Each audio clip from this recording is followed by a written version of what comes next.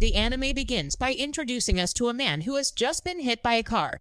This happened because he saved 2 students and decided to take the impact, and he was immediately taken to the hospital where, while the doctors try to save his life, the man realizes he's slowly dying and wishes he had lost his virginity, since he was a total otaku who never left his house. Little by little, the man fades away as he begins to hear someone's voices. Then he immediately wakes up again, and we see a married couple standing in front of them. Immediately afterward, we meet the man named Paul Greyrad. There is also a woman named Zenith Greyrad, as well as their mate, Lilia. At that moment, we see that the man who had been in the accident is now a baby who has been reincarnated into another world. And we learn that the baby's name is Rudius Greyrad, the protagonist of our story. And he thinks that despite being a baby, he retains all the memories of his previous life, since he says he was 34 years old and Paul and Zenith look quite young. 6 months later, Rudius tells us that he has pretty much learned to understand the language of this world, and we can also see that, despite being a baby, at this point I have been a pervert with Lilia. While the protagonist looks at the scenery through the window, he wonders whether he might be in Europe or some similar place, since the family lives in a fairly rural area. Suddenly, Rudius watches Paul training outside, which startles the boy and causes him to slip and fall to the ground. Immediately, Zenith tells him that she is going to cast a healing spell, and the protagonist thinks his parents are completely crazy. But after reciting a few words, we see that Zenith manages to heal the protagonist, leaving him completely bewildered. At that moment, Rudius finally realizes that he is in a world of combat and magic. Shortly after, we see that several months have passed and the boy can already walk all around the house. He goes up to the 2nd floor and manages to climb into a large chest that had been stored away, where he immediately notices several books, and we're told that the entire house only has 5. So he wonders whether they simply don't like to read or if the books are very expensive. But he mentions that the only important thing for now is that he must learn to read. A few years later, Rudius explains that, with Paul's help, he was able to learn to read little by little, so he was fascinated by the few books in the house. He also mentions that they were magic guidebooks and that they describe 2 ways to activate magic: casting spells and magic circles. Rudius, a little disappointed, explains that everyone's magical power is given at birth, so he thinks he might not have much magic. However, the protagonist has nothing to lose by trying, so he begins to recite a spell from the book. He immediately feels a strange sensation throughout his body, and we see that he manages to create a ball of water. Finally, the boy continues practicing and mentions that creating magic is an interesting process because you must concentrate and visualize the magic. Nonetheless, he does so, and without saying a single word, we see the spell conjure itself, leaving him very surprised since he has just realized he can create spells without needing to chant them. But because he has so little mana, he faints at that moment. For a long time, we can see that the boy devoted himself to practicing his magic, because his book said that the more he did it, the more his power would increase. But Rudius thinks the books are a sham, since he literally feels no different. After a while, we see Rudius reading at night. He says that his power has been increasing little by little and wonders whether his power will really grow as he gets older. A few days later, we clearly see Paul training while being admired by many of the village girls, when suddenly a ball of water hits him in the face, and we immediately see that it's the protagonist hiding, since he learned to throw his water balls long distances. Previously, he hadn't thought to set a speed and power for his attack. Rudius says that he now has more magical power, and that it's time to advance to intermediate magic. So he begins to cast a powerful spell that makes one of the walls explode. His parents arrive right away, and Paul gets ready because he thinks they're being attacked by monsters. But Zenith at that moment looks at the prota's book and asks him if he read the words aloud. After he confirms it, Zenith gets extremely excited and tells Paul she knew their son was a genius, so she recommends hiring a female magic tutor to teach him better. However, the two begin arguing because Paul says that if their child had been born male, he would have been a swordsman. So Lilia, who was there, suggests he could practice magic in the morning and fencing in the afternoon. A few days later, the protagonist tells us that his parents finally decided to hire a magic tutor. So everyone assumed it would be a bearded guy like any retired wizard. However, they were all surprised to see that a very young girl named Roxy Guardia arrived at his house at that moment. And as the protagonist sizes her up, he thinks she looks very childlike and appears quite shy. So he decides she's his type of girl and says he wants to marry her someday. However, the girl, a bit skeptical, tells him she hopes he won't waste her time, since many parents tend to believe their children have talent. So she'll do the best she can with him. After a while, we see the girl walking alongside the protagonist as she explains that there are 3 types of magic: attack magic, healing magic, and summoning magic. And she also explains that magic is divided into different levels up to the sacred level. Later, Roxy tells him that she'll teach him a spell right then. The girl starts by healing him, and we see that she ends up destroying one of the trees. But because Rudius says his mother valued that tree a lot, the girl goes over and with another spell heals the tree. The protagonist at that moment is completely thrilled by what he just saw, and Roxy tells him that now it's the boy's turn. So we see the protagonist begin to cast the spell. This because he doesn't want her to know he can do it without needing to recite it.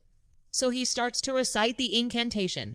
But when a breeze lifts the girl's skirt, Rudius gets very nervous and, without finishing casting the spell, releases it, causing the girl to realize that he hadn't finished saying the incantation, and yet was still able to cast it.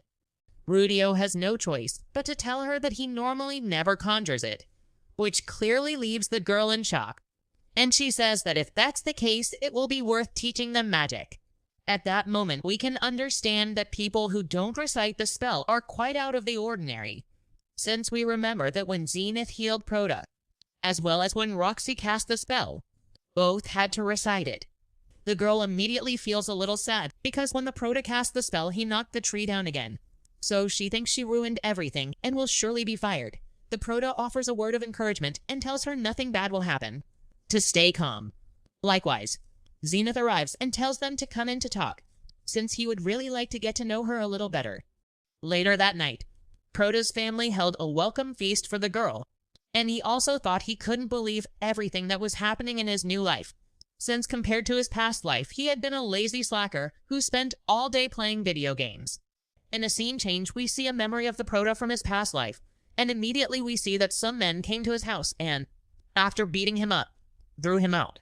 Rodeo, feeling miserable, went out for a walk in the city in the rain, and it was right then that he saw some students arguing who were about to be run over by a truck. He reacted to try to save them, but ended up being run over and injured. Back in the present, we see Rudius practicing his magic, shaping figures out of earth, when suddenly he hears and mentions that his parents will soon make him a little sister, since they don't stop doing it disrespectfully at any moment. The protagonist, a real pervert, thinks about going in and out of their room to see their expressions. However, he realized that Roxy was outside their door doing lewd things too, so he decided to go back to his room and thinks he doesn't regret having seen her. 6 months later, the protagonist tells us that Roxy has been a great teacher, since she can now use intermediate magic without problems. He also mentions that she even took magic lessons at night. After a few days, we see Roxy reading a book about the origin of magic. The protagonist, quite a rascal, can't stop staring at her panties, but he soon sits down and asks her if this world has demons and spirits.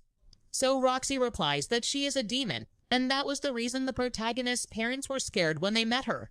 The girl begins to explain that it's because of the color of her hair.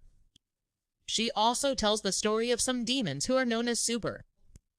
The girl also explains that a long time ago, there was a war between humans and demons known as the War of the Plays, and that the super race managed to wipe out many people, including children and even women, which caused all the races to begin to hate them and to expel them from the demon continent.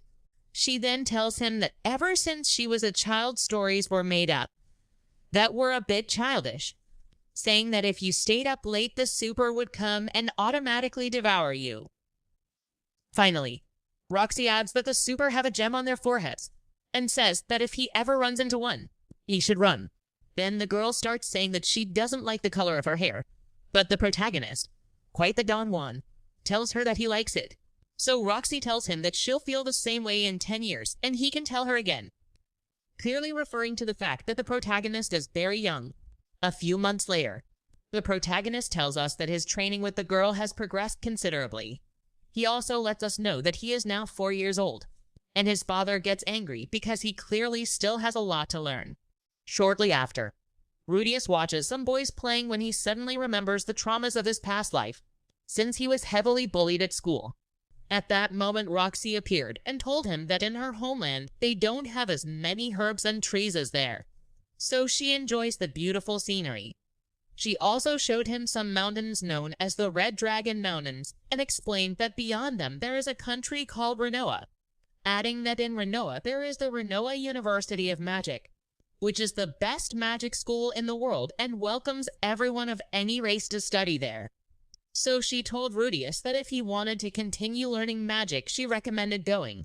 But the protagonist answered that the only teacher he needed was her, and she told him not to call her that, since she knew that in the future he would be much more powerful than she was.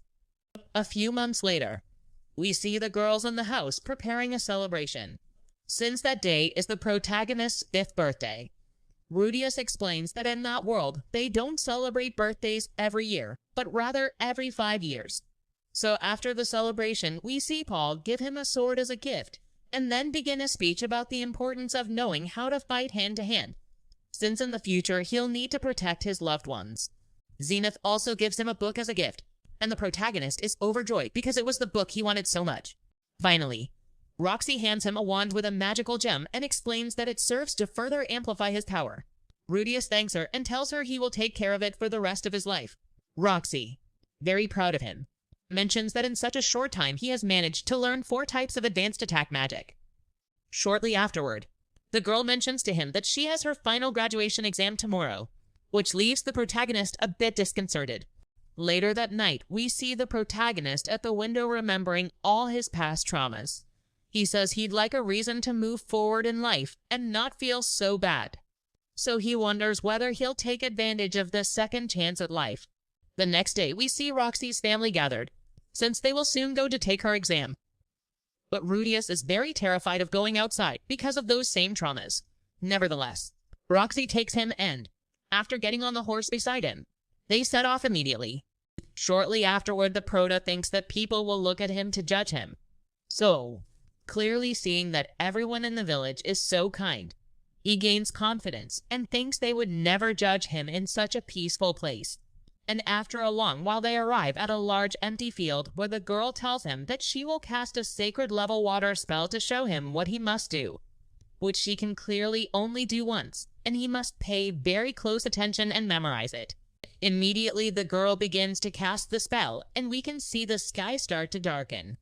We also see a great storm form, and suddenly lightning strikes the horse, which causes it to stop, and the girl immediately heals it.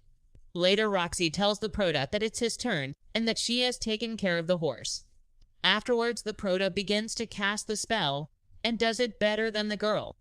And shortly after they talk, and Roxy congratulates the boy because the Prota is now a sacred level mage, and tells him she has nothing more to teach him, which makes the Prota very happy because he learned everything his teacher knew. The next day at dawn, we see the protagonist and his parents saying goodbye to the girl. Zenith and Pao beg her to stay, but she tells them she wants to travel the world to learn more about magic, and she also says that she no longer has the ability to teach the protagonist magic. Finally, Roxy gives him a necklace from her home village and tells him she wishes they'd had time for a proper graduation party. So the protagonist tells her he will keep it as his greatest treasure, and after saying those words, the girl immediately leaves. In a scene change, Lilia discovers that the Prota kept a pair of Roxy's panties, so he was clearly caught in the act. A few days later, we see that the Prota tells his parents he wants to go out to play. They get excited because they thought he was sick since he never went out. Right away, Rudius asks his father what he must do to inherit the legacy of the Greyrad family name. So his father, sarcastically, tells him he should have 2 girlfriends and bring them home. Paul, quite the ladies' man, tells him that a man's strength doesn't lie in the physical, but in how he treats a woman. After a short chat, The Prota finally says goodbye to them and goes out to play. Shortly after, while the Prota is walking, he notices some boys bothering someone. He quickly realizes they're bullies throwing mud balls at him, but one of them grabs a stone, and just as he's about to throw it, the Prota intervenes. The boys try to attack, but because Prota uses water magic against them, they decide to leave. We then see that the boy they were attacking is wearing a hood, and when Prota manages to see part of his face, he thinks he's quite handsome. Then Rodeo asks him to lean over a little and uses his water magic to wash his head. At that moment, the Prota remembers Roxy's words about the supers and immediately looks at his forehead, relieved when he sees he doesn't have any gem or anything on it. Shortly after, we see the Prota drying his hair with wind magic, and she tells the Prota that her father is a half-elf. However, neither of them has the same hair color as hers, so she immediately starts to cry, and the Prota calms her and tells her that she apparently is a bit sensitive. A while later, they both walk toward a meadow, and the protagonist asks her name. She introduces herself as Sylphid, and the protagonist doesn't realize she's a girl, because he still thinks she's a handsome boy who will help him attract pretty girls. And Rudius also tells her that from now on they would be friends. A little while later, they arrive at the meadow, and Sylphie tells him she wants to learn to use magic like he does, so they spend the whole afternoon practicing. A few hours later, the protagonist takes the girl to her house and immediately returns home, where he runs into Paul, who is very upset with him because he'd been told the protagonist had hit several boys, and the protagonist tries to explain that they were bothering the girl. But Paul, not letting him speak, starts scolding him. Rudius tries to explain, but Paul immediately gives him a hard slap. Paul tells him he shouldn't hit the boys, but the protagonist says that if that were true, he wouldn't regret doing it, and sarcastically says that the next time he sees 3 boys beating up someone defenseless, he'll join them to make it 4 against 1, and that when he grows up, he wants to distance himself from the Geralt family and change his name because he's ashamed to bear it. So Paul reflects and apologizes to him. Immediately after, they both enter the house, and we see the moment when the boy returned with his mom. They came to confront Paul about what the protagonist had done, so he had no choice but to apologize to them both. Back in the present, Zenith talks with Paul, and he tells her he feels a little bad for what he did, since apparently Paul's father was very similar to him. Several months later, the protagonist tells us that the boys kept looking for him and beat him up more severely each time, which clearly led to his mother going to complain. Then the protagonist drops to the ground because he was training. Sylphie immediately appears, and we see that she has improved considerably since she can cast many of the spells the protagonist taught her. And the girl is also interested in the spell the protagonist used the other time. Sorry, I can't help translate content that sexualizes minors. I can provide a non-explicit summary of the scene or translate a redacted version that removes sexual content if you'd like. Which would you prefer?